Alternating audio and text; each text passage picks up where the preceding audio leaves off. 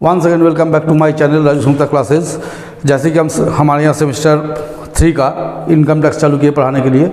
Topic जो हम पढ़ा रहे हैं इनकम फ्रॉम सैलरी है। First chapter first head of the income, ये दूसरी जगह बीकॉम थर्ड ईयर में रहता है। तो चलिए हम लोग इस चैप्टर को आज तक जो हम पढ़ाए थे वो था अलाउंसेज।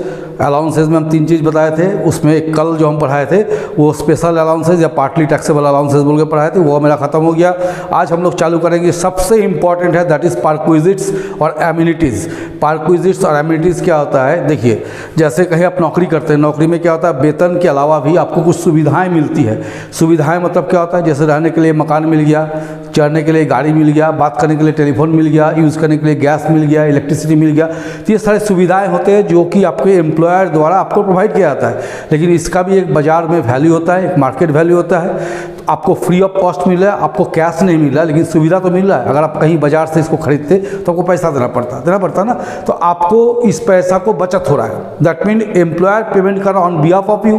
तो जब इस तरह का चीज़ होता है इसको हम लोग बोलते हैं परक्विजिट्स या एमिनिटीज़। तो ये भी आपका सैलरी का इनकम में ऐड होता है, और किस प्रकार से ऐड होगा, कैसे ऐड होगा, उसके बारे में हम लोग डिटेल जानेंगे। तो एमिनिटीज़ या परक्विजिट्स क्या है कि any facilities provided by employer in cash और काइंड टू हिज और हर एम्प्लॉई, ठीक है, for in during the service period called as amenities, ठीक है, या परक्विजिट्स। तो परक्विजिट्स हम लोग कैश या काइंड दोनों तरह से दे सकते हैं, ठीक है। तो जब हम लोग परक्विजिट्स पढ़ेंगे, हम लिखे हुए देखिए परक्विजिट्स या एमिनिटीज़। तो परक्विजिट्स आपको 3 तरह का होता है ना। परक्विजिट कितना तरह का होगा, 3 तरह का। पहला होता है perquisites taxable for all employee, सारे एम्प्लॉय के लिए टैक्सेबल परक्विजिट्स होगा कुछ। Perquisites taxable for special employee,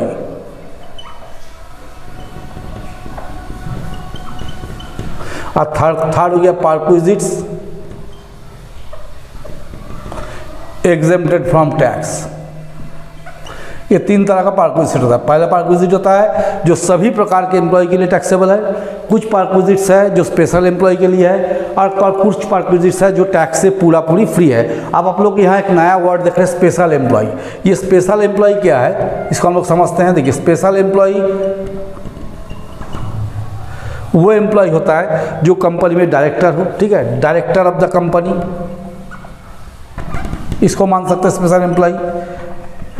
या any employees who have substantial interest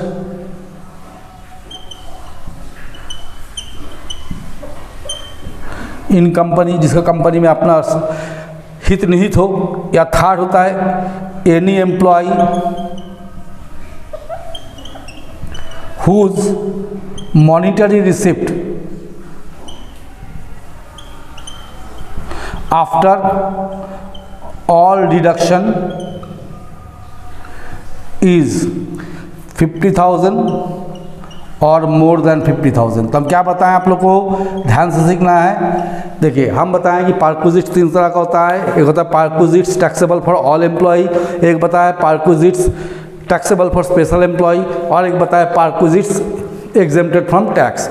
तो ये स्पेशल एम्प्लॉय क्या होता है, आप किसी कंपनी का डायरेक्टर है, मैनेजिंग डायरेक्टर है, ये निर्देशक में होते हैं तो आप स्पेशल एम्प्लॉय हो गए। ऐसा कोई एम्प्लॉय जिसका सब्सटेंशियल इंटरेस्ट है कंपनी में, अपना स्वार्थ निहित है, तो उसको हम लोग स्पेशल एम्प्लॉय बोलते हैं। और कोई भी ऐसा एम्प्लॉय जिसका monetary receipt after all deduction, सारे डिडक्शंस काटने के बाद 50,000 से ऊपर हो, मॉनिटरी रिसिप्ट कैश में, नगद में, तो उसको स्पेशल एम्प्लॉय बोलेंगे। तो अभी का जो समय है, आप लोग जो देख रहे हैं, सारे एम्प्लॉय स्पेशल हो जाता है। किसी का भी हमको नहीं लगता कि 50,000 से कम मॉनिटरी रिसिप्ट होगा, ठीक है।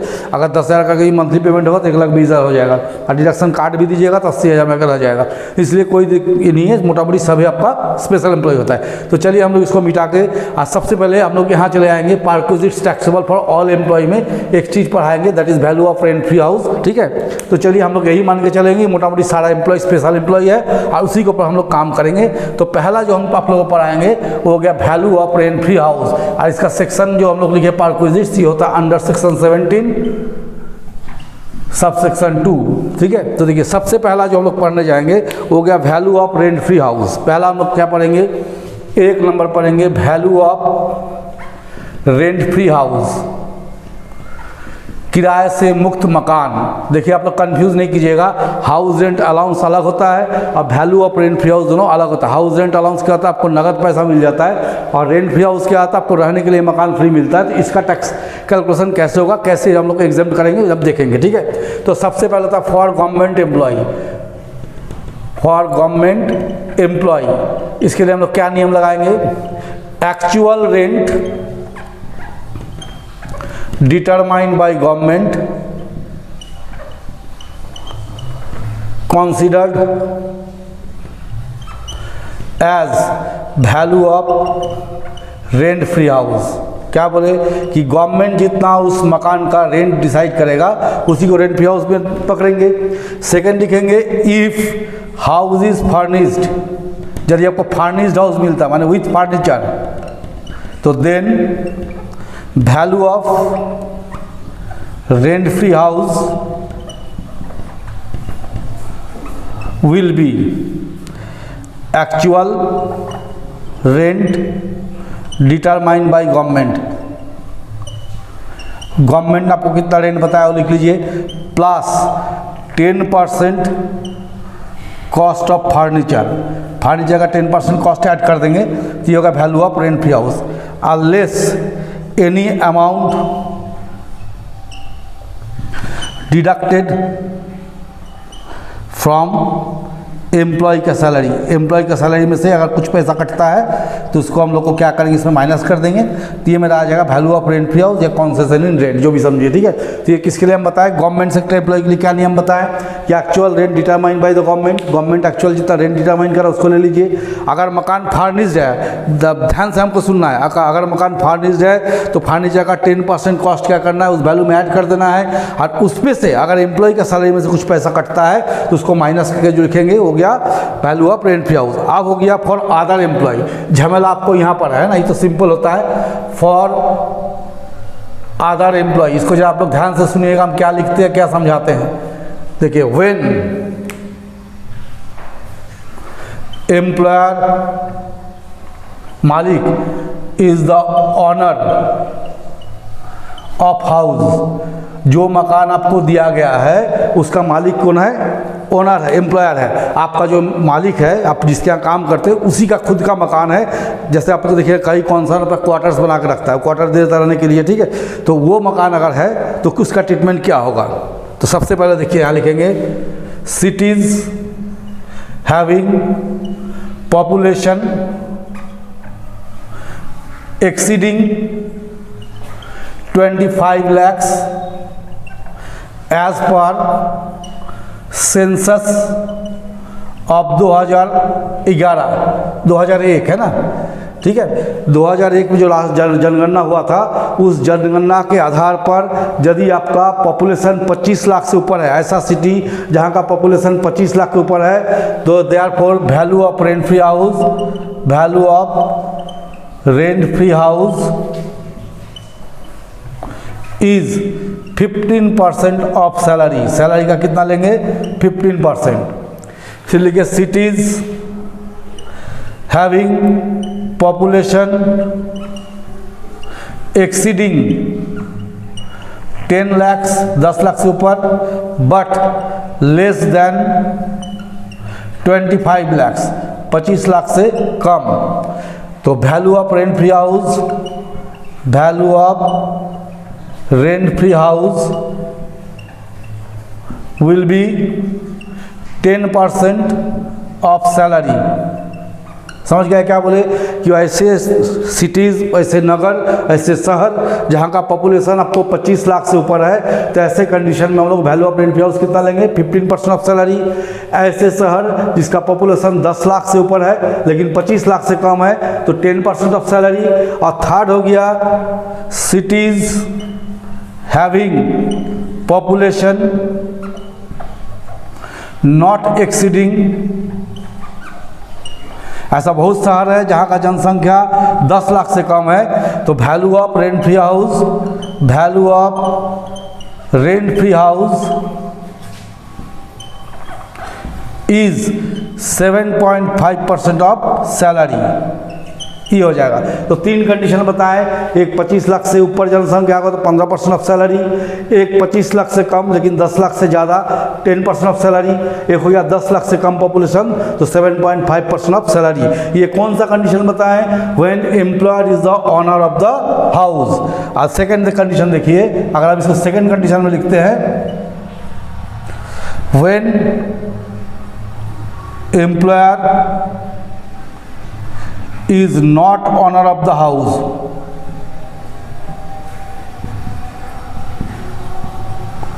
and he taken it on lease। जैसे मानिए अपना मकान नहीं है, बहुत सा कंसर्न का अपना मकान नहीं होता है, वो अपने एम्प्लॉय को मकान कहाँ से प्रोवाइड करता है? किसी से भाड़ा लेकर एम्प्लॉय को रहने के लिए दिया देता है। तो ऐसे कंडीशन में कैसे करना होगा? तो इसमें करेंगे list of the following is take. हाँ, क्या समझा रहे? When employee is not owner of the house, अगर एम्प्लॉयर का मकान नहीं है और एम्प्लॉयर कहीं से मकान लेके आपको रहने के लिए दिया गया है, तो ऐसे कंडीशन में आपका value of rent free house क्या होगा? List of the following is taken as value of rent free house. Value of rent free house क्या लेना होगा? 15% ऑफ सैलरी ये, और actual rent paid by the employer.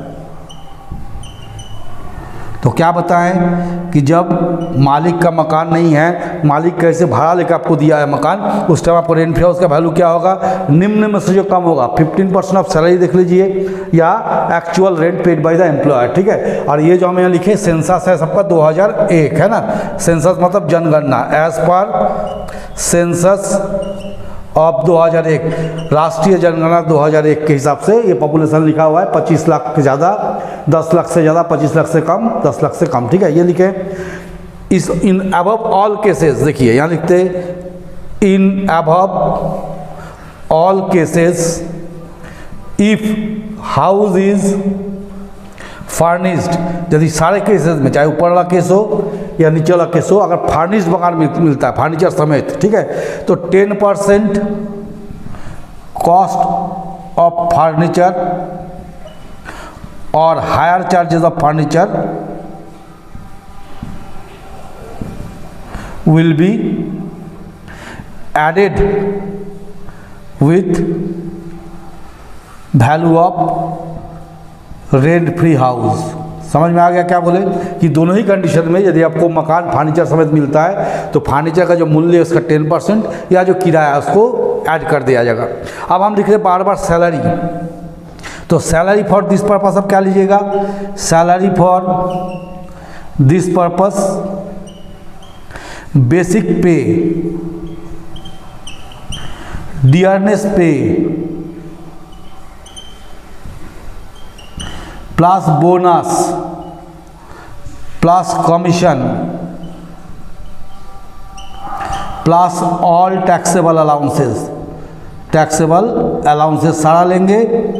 और DA, dearness allowance only taken when it's given under the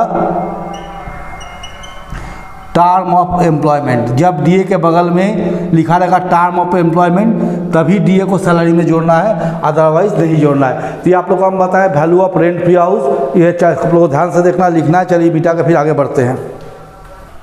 देखिए एक और इसी में एक पार्ट है, if accommodation provided in hotel. कभी कभी क्या होता है कि एम्प्लॉय का ट्रांसफ़र हो जाता है और उसको जाना पड़ता है अपना शहर छोड़ के दूसरे में। वैसे भी क्या होता है मकान नहीं मिल पाता है, मकान नहीं मिल पाने के कारण क्या होता है उसको कुछ दिन होटल में ठहरना पड़ता है। तो जब होटल में ठहरेगा तो वो कैसे हम लोग निकालेंगे? ठीक है, तो देखिए सबसे पहला इसमें देखना होगा कि if his or her total staying days not exceeding 15 days, 15 दिन से कम रहता है ना, तो देन वैल्यू ऑफ परक्विजिट्स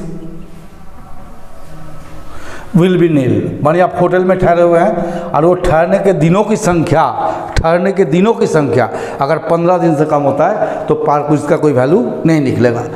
और second, if it's exceeding 15 days, अगर 15 दिन से ज़्यादा रह गए तो देन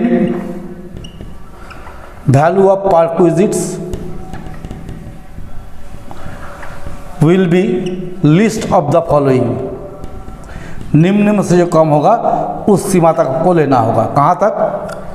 24% ऑफ सैलरी, और second actual amount spent in hotel, hotel में रहने में आपको जितना खर्चा हुआ, या 24% of salary, which ever is less, दोनों में से जो कम होगा उसको लेना होगा। तो ये हम लोग को हो गया रेंट फ्री हाउस का एक पार्ट। अब हम लोग चलेंगे, एक और बहुत इंपॉर्टेंट चीज़ आता है, हो गया कार। सेकंड हो गया वैल्यूएशन ऑफ मोटर कार। आज हम ये दोनों करा के छोड़ेंगे, फिर नेक्स्ट क्लास में आगे बढ़ेंगे। वैल्यूएशन ऑफ कार, ये दोनों ज़्यादा डिस्टर्ब करता है, ठीक है। तो देखिए, सबसे पहले if employer is owner of the car and car is provided to employee for office use only, सिर्फ ऑफिस यूज के लिए दिया गया, तो देन वैल्यू ऑफ पार्क्विजिट्स या कार जो भी लिखिए विल बी नील, कोई वैल्यू नहीं निकालना होगा, क्योंकि पूरा पूरी कहाँ यूज किया? आपको ऑफिस का काम में, ठीक है। If employer is owner of the car and car is provided to employee for personal use, then value of perquisites will be running and maintenance cost of car, car को चलाने रख रखाव में जो खर्च हुआ उसको लिखेंगे, प्लस ड्राइवर सैलरी, ड्राइवर को कितना सैलरी दी उसको प्लस कर देंगे, plus 10% depreciation on car, car में कितना डिप्रिसिएशन लगा उसको ऐड कर देंगे, ये एक टोटल फिगर आ जाएगा, less amount deducted from employee salary, employee का सैलरी से कितना अमाउंट डिडक्ट किया जाता है। ये हो गया value of rent free house, value of car, ठीक है। थर्ड हम लिखते हैं, if employer taken car on lease and provided it to employee for his personal use। जैसे मानिए कार, इसमें पहला कंडीशन में बताया कि कार मालिक का खुद का है और दिया गया सिर्फ ऑफिशियल यूज़ के लिए, तो कोई वैल्यू नहीं निकलेगा। कार मालिक का है और दिया गया उसका पर्सनल यूज़ के लिए, तो इस तरह से निकालेंगे। तीसरा कंडीशन बता रहे कि कार मालिक का नहीं है, मालिक कहीं से भाड़ा में ला के दिया है, तो कैसे निकालेंगे? तो इसका हो गया running and maintenance cost of car, running maintenance क्या है, प्लस ड्राइवर सैलरी। तो आप लोगों को लगेगा सर दोनों तो सेम ही हो रहा है, सेम नहीं है, अलग है। देखिए यहाँ डिप्रिसिएशन ऐड किया, पर डिप्रिसिएशन ऐड नहीं करेंगे। क्यों नहीं करेंगे? क्योंकि कार का मालिक एम्प्लॉयर नहीं है, डिप्रिसिएशन जिसका एसेट है उसको लगता है ना। तो less amount deducted from employee salary, employee का सैलरी में से कितना पैसा डिडक्ट हुआ उसको माइनस कर देंगे, तो ये निकल जाएगा वैल्यू ऑफ कार। ये हो गया 3 कंडीशन। अब हम इधर मिटाते हैं, ठीक है। देखिए, when employer provided the car to employee for his personal and office use, दोनों खर्चा के लिए देता है कि पर्सनल काम भी कीजिए और इसमें ऑफिस में आना जाना भी कीजिए, ऑफिस का काम भी कीजिए। तो इसमें a condition, if total cost on car borne by employer, मैंने कार में जितना भी खर्चा होगा सारा खर्चा कौन देगा? मालिक देगा। क्या बोल रहे हैं कि कार दिया गया दोनों पर्पस के लिए, ऑफिशियल पर्पस और पर्सनल पर्पस। इसके बाद बता रहा है कि कार का जितना भी खर्चा होगा इस दोनों संबंध में ये टोटल खर्चा कौन देगा? मालिक देगा। तो अगर ऐसा है तो small car up to 1.6 litre engine तो हो जाएगा 1800 पर मंथ। और सेकेंड हो गया बिग कार, अगर बड़ा कर देता है अबव 1.6 लीटर इंजन, अगर 1.6 लीटर इंजन का बड़ा कार है तो कितना लगेगा? 2400 रुपया पर मंथ पर क्विजिट माना जाएगा। क्या बोले कि कार दोनों पर्पस के लिए दिया गया, पूरा खर्चा मालिक देगा। अगर छोटा कार होगा जिसका कैपेसिटी 1.6 लीटर से कम का इंजन है तो 1800 रुपया पर मंथ है, और 1.6 लीटर से ऊपर में जाएगा तो 2400 रुपया पर मंथ है। इफ ड्राइवर प्रोवाइडेड, अगर ड्राइवर भी देता है by employer, then driver salary 900 per month added with above value. ये जो वैल्यू दिया हुआ है इस दोनों वैल्यू में जिस तरह का कार होगा उस पर 900 रुपया और ऐड कर देना। जैसे मैंने 1800 है और साथ में ड्राइवर दिया तो 1800 900 कितना होगा? 2700 हो जाएगा। अगर 24 है तो 2400 900 कितना हो जाएगा? 3300 हो जाएगा। अगर ड्राइवर दिया, ड्राइवर नहीं दिया तो ही रहेगा। सेकंड देखिए बी में, if only official expenses borne by employers, वो ऑफिस का खर्चा एम्प्लॉयर देता है, and personal expenses met by employee himself. जैसे ऑफिस का खर्चा मालिक दे दिया, पर्सनल खर्चा या अपना पर्सनल घूमता है, पर्सनल खर्च करता है, ऑफिस से नहीं लेता है। तो ऐसे कंडीशन में स्मॉल कार 600 रुपया पर मंथ, बिग कार देखिए जैसा हम याद रखें वैसे याद रखना होगा 900 per month. If driver provided then driver salary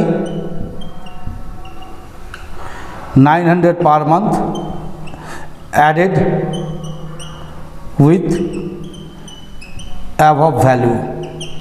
ठीक है, तो ये आप लोग को हम बता दिए दो चीज़, एक बताया value of rent free house, एक बताया वैल्यू ऑफ कार। ठीक है, तो चलिए इसको हम लोग आज यही ख़त्म करते हैं। कल जब नेक्स्ट क्लास में हम आएंगे, ये दोनों में ज़्यादा था इसलिए दोनों का अलग से बता दिए। कल जब आएंगे सारा पार्ट जो खाली लिखना ही रहेगा, थोड़ा बहुत समझाना रहेगा, तो उसको समझाने का हम आगे ख़त्म करके प्रोविडेंट फंड करेंगे, उसके बाद क्वेश्चन में जाएंगे। तो चलिए मेरे साथ बने रहिए, चैनल को ज़्यादा से ज़्यादा शेयर सब्सक्राइब कीजिए।